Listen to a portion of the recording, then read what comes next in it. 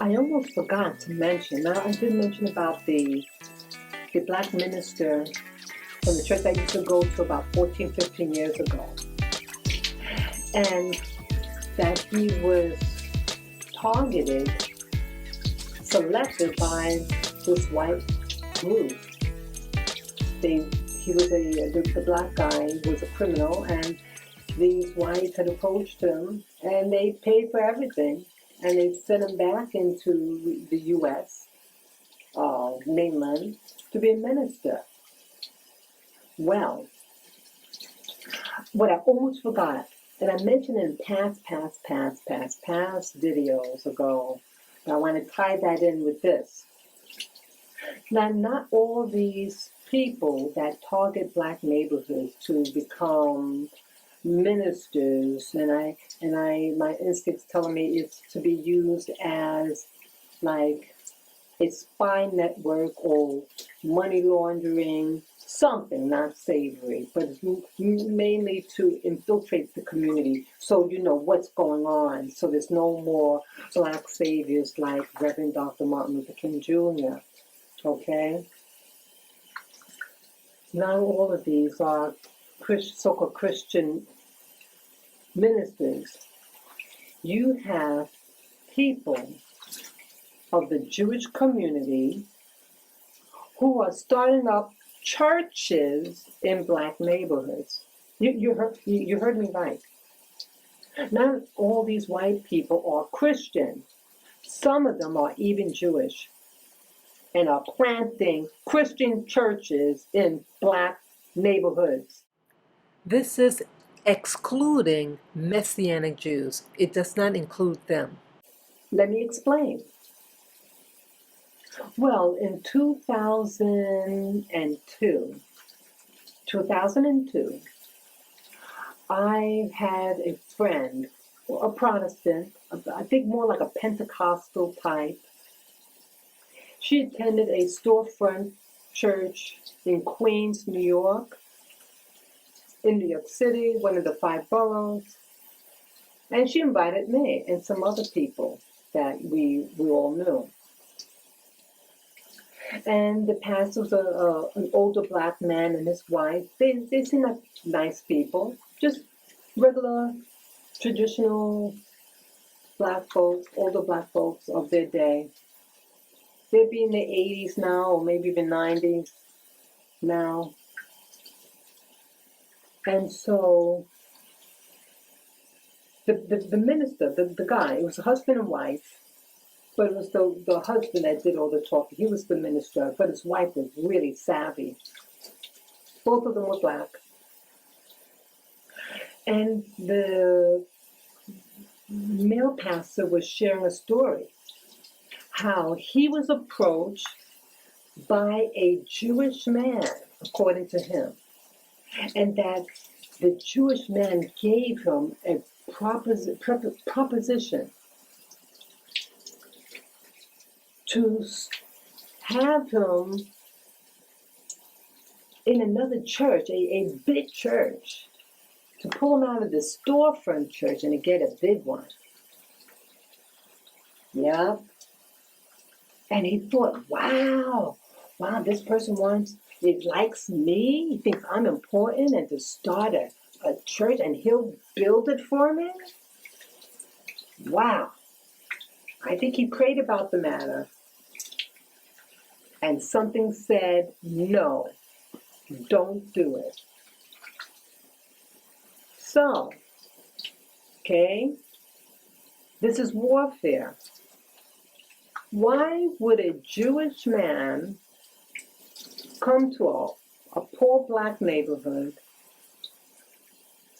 and approach a black minister to start a church for him?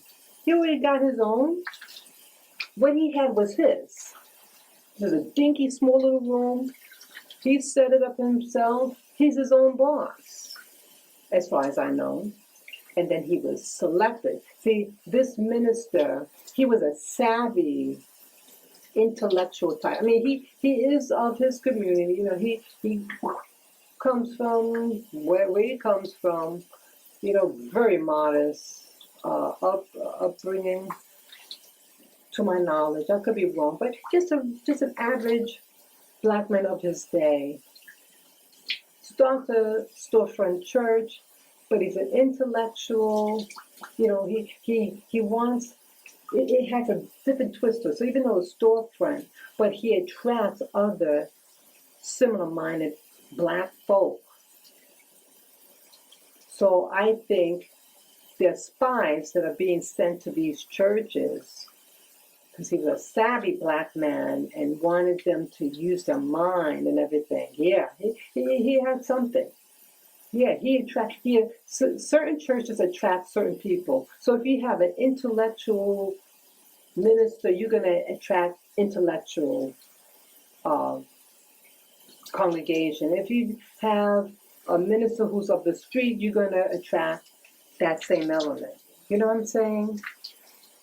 But the fact that they had a Jewish man approach him and want to do business, why can't he go in a Jewish neighborhood and ask, hey, could we start a Christian church in our Jewish community? Or go in a white community, hey, we want to start a Christian church in yours. Why? Wouldn't you be more apt to go in your own community and transform your Jewish community to want to become Christians? I mean, you have what they call the Messianic Jewish churches or synagogues, that they're Jews, but they believe that Jesus is their Messiah. Now you have that. Now he could just start one of them. That would make sense.